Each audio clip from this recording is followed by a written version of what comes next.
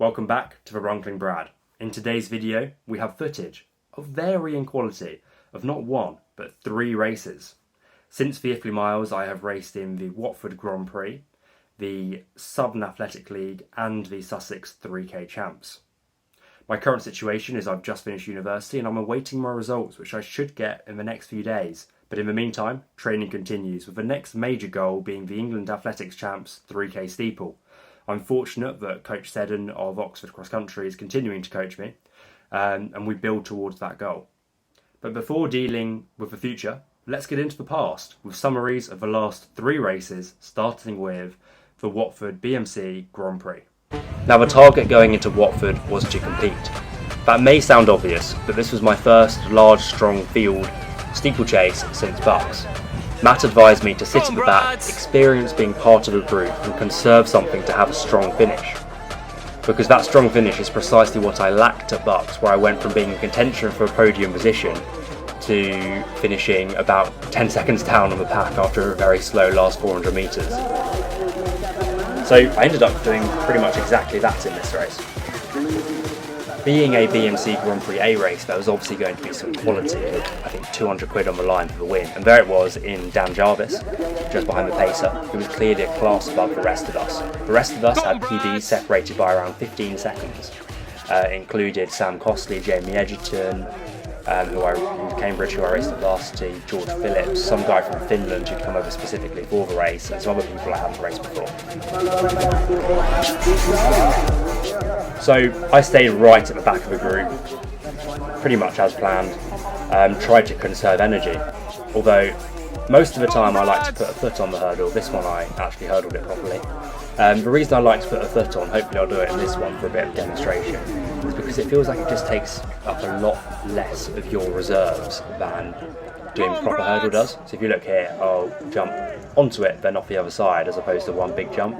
And I try and do that during the beginning and middle of the race, just to save those bullets for the end.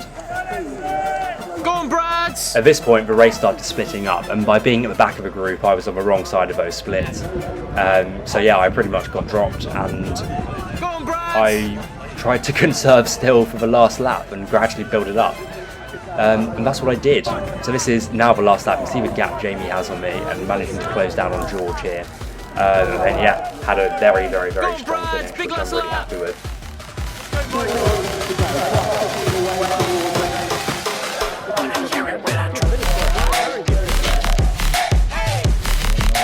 So as a race summary, can never be disappointed with PB. Got that PB by less than a second, but we'll take it.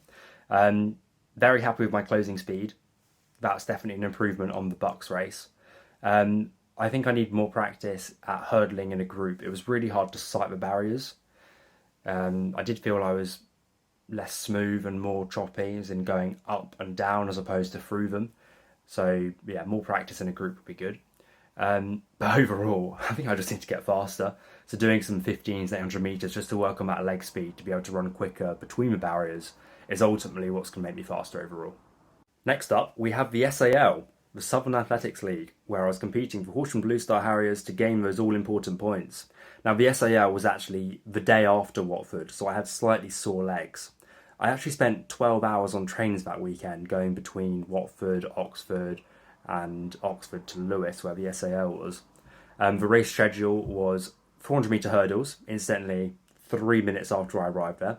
Then the 800 metres about 10 minutes after that. Then a good break until the 1500 metres, and then a good 5 minutes break, and then the 3K steeplechase again. So yeah, quite a large day.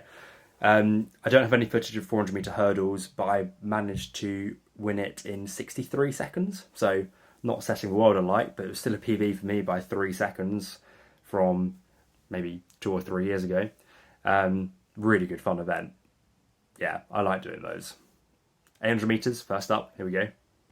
I'll be very straight, the target was sub 2 and I set out looking for that. This is from the first 200 metres, 200 metres in 29 seconds, so it was looking good. Ash told me here that I'd hit it in 29 seconds, so I was like, okay, great, I'm on pace, and I tried to settle. Unfortunately, I settled too much because this next 200 metres was 32 seconds, which meant I finished the first lap in 61, which was too slow. So then I tried desperately to try and get it all back on the second lap, just kind of throwing it all out there, and did the second lap, which is this one, in 60 seconds flat, which gave me a 2:01, unfortunately. So that 2-minute barrier for the 800 metres eludes me still, but one day I will get it. And this was a PB down from a 2:09. I looked at my watch about it, I was a bit silly on the closing straight. 155, 156, 157. Yeah. A good run, a good run. Happy. Oh, I don't know. Did he get it? Did he get it? I think so. Yeah. Lovely, Brad, lovely. Lovely spin. I include this video because Ash, as a middle distance runner, just ran a 400 metres in 53.6 seconds, which is just pretty incredible. Right then, up next is the Sussex 3000 metre champs, and here is a picture from near the beginning. Now, on the plan, I had to run the first kilometre in 3 minutes, which is about the same pace as I ran the first kilometre of my steeplechase, so reasonably easy. I did that. I have a whole group behind me with 4 people out front, which I had to try and close down in the latter stages. After my 3-minute kilometre, I then ran the second kilometre in about 2:55 and was beginning to close in on 4th place, which I managed to overtake. In the last kilometre, I closed in about a 2:51, but wasn't able to get into the top 3 positions, unfortunately. But I did get close. With me coming to the line here for an 8:46, which, yeah, with a 3-minute first K, I'm really happy with. There we go, there's some highlights of the last 3 races. I reckon we're all caught up now. Thanks for watching, guys, and I'll be back in the next video very soon.